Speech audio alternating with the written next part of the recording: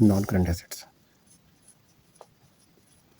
Assets having useful life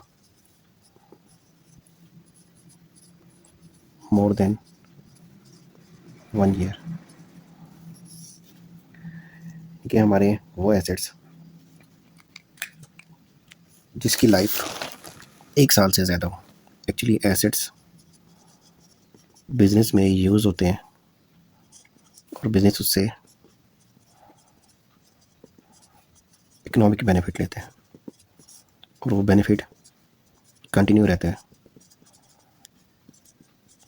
till life of asset.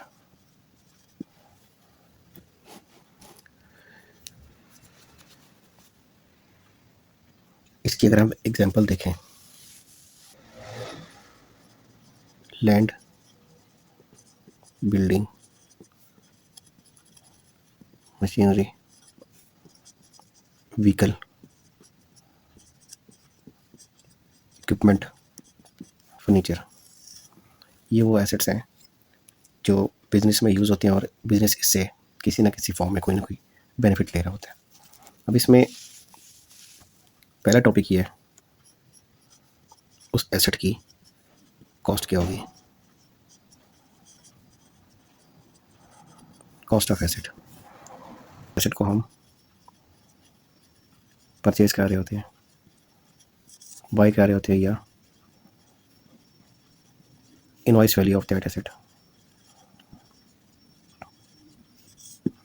लेकिन जब हम इसको डिटेल या थोड़ा ब्रॉडर सेंस में डिस्कस करते हैं तो कॉस्ट ऑफ एसेट में cost include all cost incur to make the asset for its intended use. Intended use का मतलब होता है जिस पर्पज़ के लिए वो एसेट लिया गया, वो पर्पज़ जहाँ से स्टार्ट होगा ना वहाँ तक की सारी कॉस्ट एसेट की कॉस्ट का पार्ट हो जाएगी। इसकी एग्जांपल ले लेते हैं डिटेल में।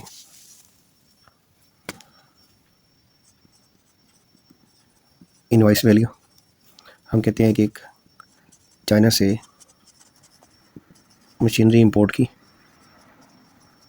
और वो हम कहते हैं कि लाहौर में किसी फैक्ट्री में वही स्टार हुई।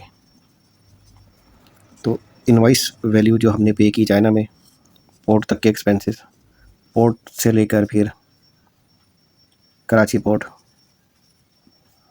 वहाँ से फिर लाहौर कंटेनर के चार्जेस, वहाँ से जब फैक्ट्री एरिया में आई उसको अनअसेंबल थी असेंबल किया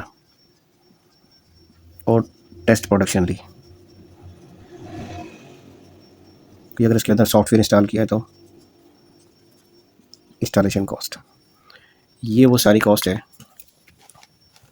जो एसेट में यहाँ से स्टार्ट होगी इनवॉइस वैल्यू से टेस्ट प्रोडक्शन तक, ये सारी कॉस्ट एसेट की कॉस्ट का पार्ट होगी।